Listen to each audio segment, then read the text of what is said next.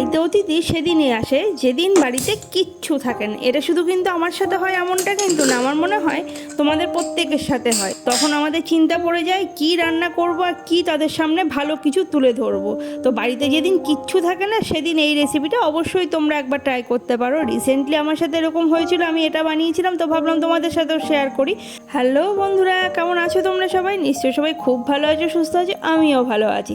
আমার বাড়িতে সেদিন অতিথি এসেছিলো হঠাৎ করে, তো ঘরে কিচ্ছু ছিল না, মানে কিচ্ছু ছিল না, ঘরে ছিল শুধুমাত্র আলু। তো আমি ভাবলাম আলু দিয়ে আমি কী বানাতে পারি যেটা দেখতেও বেশ সুন্দর হবে আর খেতেও তো অসাধারণ হবে।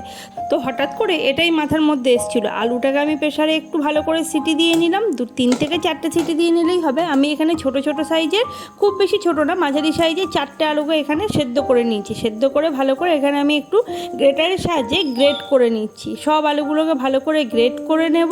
আর জানো তো, যারা এসেছিল বাড়িতে তারা কিন্তু এটা খেয়ে দারুণ আনন্দ পেয়েছে। তার মধ্যে কিছু ছোট বাচ্চাও ছিল, তো বাচ্চাদেরও খেয়ে খুব ভালো লেগেছে আর তাদের বাবা মারও খেয়ে কিন্তু অসাধারণ লেগেছে।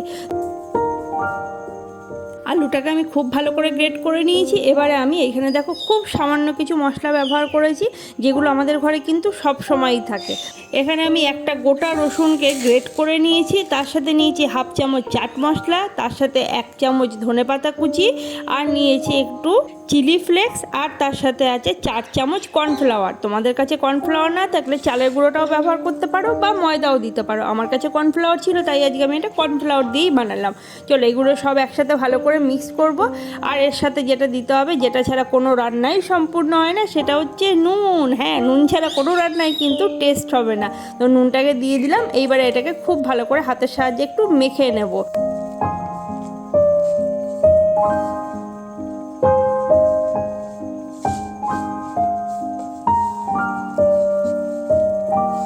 মাখা হয়ে গেছে, এবার আমি হাতটাকে ভালো করে ধুয়ে নেব। ধুয়ে হাতে লাগিয়ে নেব একটুখানি সাদা তেল।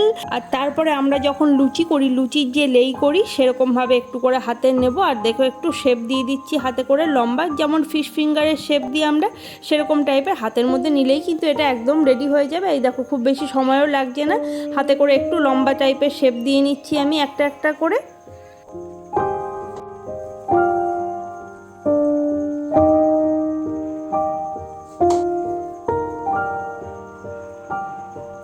একটা একটা করে আমি এখানে সবগুলো গড়ে নিচ্ছি। আর হ্যাঁ, মাঝে মাঝে কিন্তু একটু সাদা তেল হাতে লাগিয়ে নিতে হবে, না হলে হাতে আটকে যেতে পারে।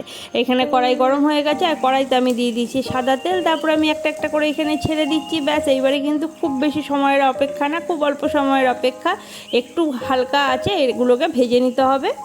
গ্যাসটাকে কিন্তু এখন মিডিয়াম টু লো হিটে রাখতে হবে, মানে খুব বেশি গ্যাস জোরে দিয়ে দিলে হবে না। আস্তে আস্তে একটু খুব সুন্দর করে একদম গোল্ডেন ব্রাউন করে ভেজে নিতে হবে। ভাজা হয়ে গেছে, দেখো কালারটা কি সুন্দর এসছে না, আর গন্ধটা তো অসম্ভব ভালো এসছে, যেটা তোমাদের আমি একদমই দিতে পারছি না। তোমরা যখন ঘরে বানাবে এই গন্ধটা তোমরা তখনই পাবে।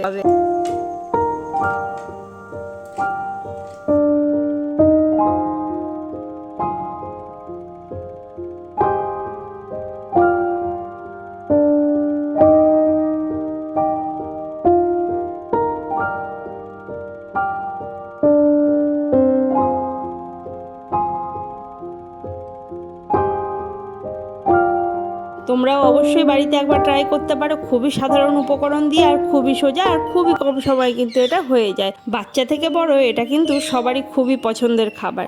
ভিডিওটাও আজকে এইখানে শেষ করছি। তোমাদের যদি এই ভিডিওটা ভালো লাগে অবশ্যই লাইক করো, কমেন্ট করো, শেয়ার করো। চ্যানেলটা সাবস্ক্রাইব না করে থাকলে সাবস্ক্রাইব করে দিও। সবাই খুব খুব খুব ভালো থেকো। টাটা।